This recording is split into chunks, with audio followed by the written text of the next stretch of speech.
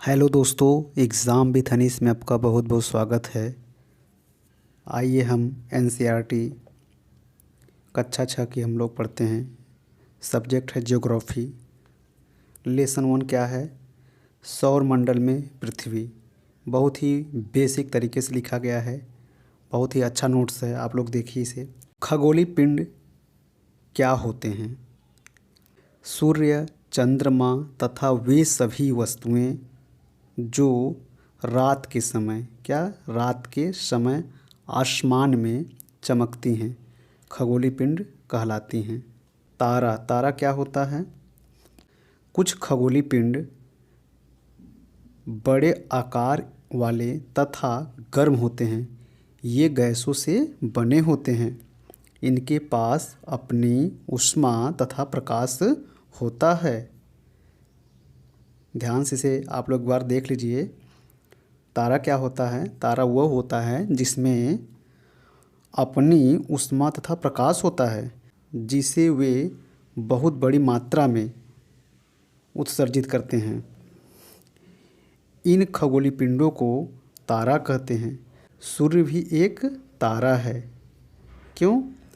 आप बता सकते हैं इसके बारे में? इसलिए कि सूर्य हमें ऊष्मा एवं प्रकाश देता है। आइए नक्षत्र मंडल के बारे में देखते हैं। रात्रि में आसमान की ओर रात में कहने वाला रात में आसमान की ओर देखते समय आप तारों के विभिन्न समूहों द्वारा बनाई गई विविध आकृतियों को देख सकते हैं। ये क्या होते हैं? नक्षत्र मंडल कहलाते हैं। अर्शा मेजर या बिग बियर इसी प्रकार का एक नक्षत्र मंडल है। सप्त ऋषि क्या कह रहे हैं? सप्त ऋषि। इसमें देखिए, इसको हम तोड़ दिया गया शब्द को। सप्त को अलग कर दिया गया है और ऋषि को अलग कर दिया गया है। इसका मतलब होता है, सप्त में क्या होता है? 7। ऋषि मतलब होता है संत। यह 7 तारों का समूह है।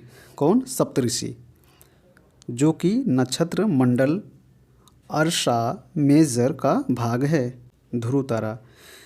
प्राचीन समय में लोग रात्रि में दिशा का निर्धारण तारों की सहायता से करते थे।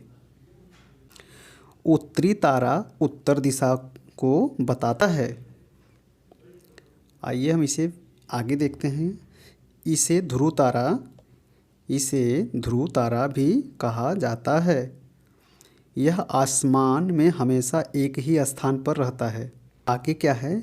ग्रह। इसे क्या कहते हैं? प्लेनेट। कुछ खगोलीय पिंडों कुछ खगोलीय पिंडों में अपना प्रकाश एवं ऊष्मा नहीं होती हैं। क्या होती हैं? नहीं होती हैं। अब देखिए, यहाँ पर हम इसको क्लियर करना चाहते हैं। पहले एक बार पढ़ लेते हैं। कुछ खगोलीय पिंडों में अपना ये ध्यान दीजिए, अपना प्रकाश एवं ऊष्मा नहीं होती हैं। क्या होती है? नहीं होती हैं। कौन? प्रकाश एवं ऊष्मा। वे तारों के प्रकाश से प्रकाशित होते हैं। किससे होते हैं? तारों के प्रकाश से प्रकाशित होते हैं। ऐसे पिंड ग्रह कहलाते हैं। ग्रह, जिसे अंग्रेजी में प्लेनेट कहते हैं, ग्रीक भाषा में प्लेनेटाई शब्द से बना है। किससे बना है? प्लेनेटाई शब्द से बना है, जिसका अर्थ होता है परिभ्रमक, अर्थात चारों ओर घूमने वाले। पृथ्वी, जिस पर हम रहते हैं, एक ग्रह है।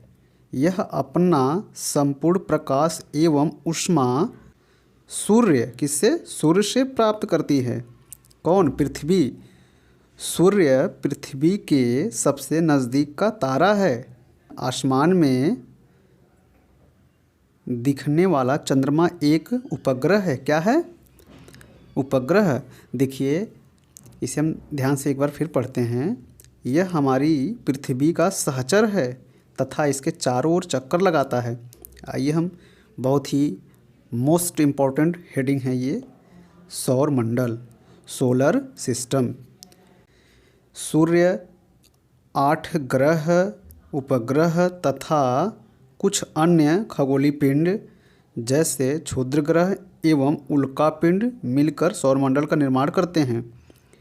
उसे हम सौर परिवार का नाम देते हैं, जिसका मुखिया कौन होता है? सूर्य होता है। सूर्य के बारे में देखते हैं। सूर्य सौरमंडल के केंद्र में स्थित हैं। यह बहुत बड़ा है।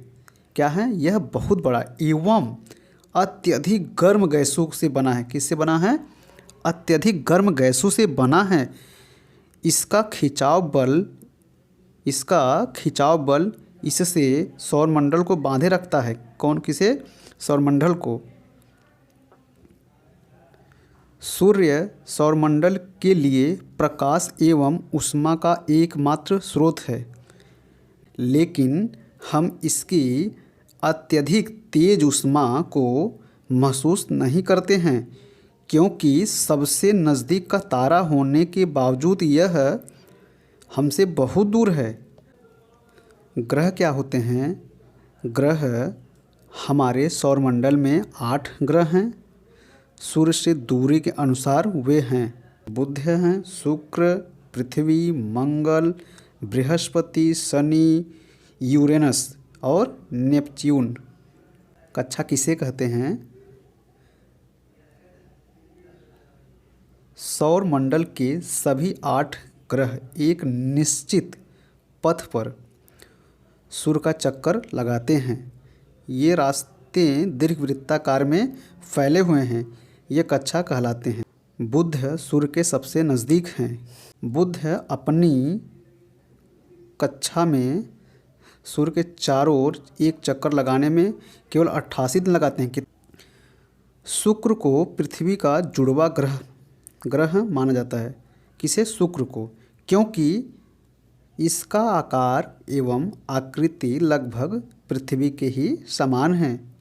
पृथ्वी सूर्य से दूरी के हिसाब से पृथ्वी तीसरा ग्रह है।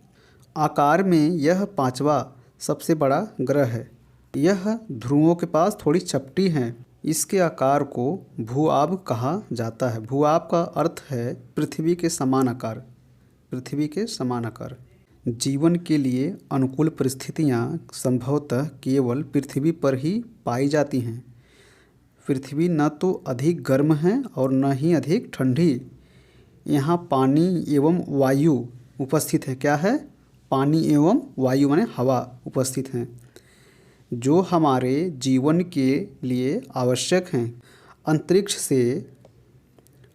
से देखने पर पृथ्वी नीले रंग की दिखाई पड़ती है। कैसी दिखाई पड़ती है?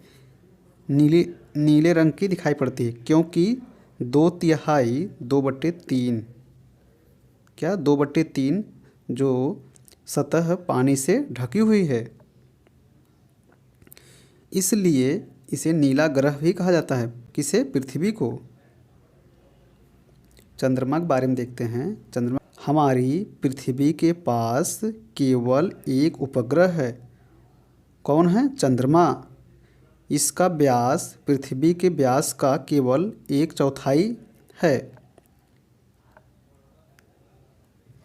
यह इतना बड़ा इसलिए प्रतीत होता है क्योंकि यह हमारे ग्रह से अन्य खगोलीय पिंडों की अपेक्षा नज़दीक है। यह हमसे लगभग 3,84,400 किलोमीटर दूर है। कौन? चंद्रमा की दूरी पृथ्वी से 3,84,400 किलोमीटर दूर है। चंद्रमा पृथ्वी का एक चक्कर लगभग 27 दिन में पूरा करता है। लगभग इतने ही समय में यह अपने अक्ष पर एक चक्कर भी पूरा करता है। पृथ्वी से हमें चंद्रमा का केवल एक ही भाग दिखाई पड़ता है। चंद्रमा की परिस्थितियाँ जीवन के लिए अनुकूल नहीं हैं। इसकी सतह पर पर्वत, मैदान एवं गड्ढे हैं, जो चंद्रमा की सतह पर छाया बनाते हैं। कहाँ पर? सतह पर। उपग्रह क्या होता है? एक खगोलीय पिंड है जो ग्रहों के चारों ओर उसी प्रकार चक्कर लगाता है जिस प्रकार ग्रह सूर्य के चारों ओर चक्कर लगाते हैं। मानव निर्मित मतलब मानव के द्वारा निर्मित बनाया गया उपग्रह यह कृत्रिम पिंड है। यह वैज्ञानिकों के द्वारा बनाया गया है जिसका उपयोग ब्रह्मांड के बारे में जानकारी प्राप्त करने एवं पृथ्वी पर संचार माध्यम के लिए किया जाता है। उल्का पिंड सूर्य के चारों ओर चक्कर लगाने वाले पत्थरों के छोटे छोटे टुकड़ों को उल्का पिंड कहते हैं। कभी कभी ये उल्का पिंड पृथ्वी के इतने नज़दीक आ जाते हैं कि इनकी प्रवृत्ति पृथ्वी पर गिरने की होती है। इस प्रक्रिया के दौरान वायु के साथ घर्षण होने के कारण ये गर्म होकर जल जाते हैं।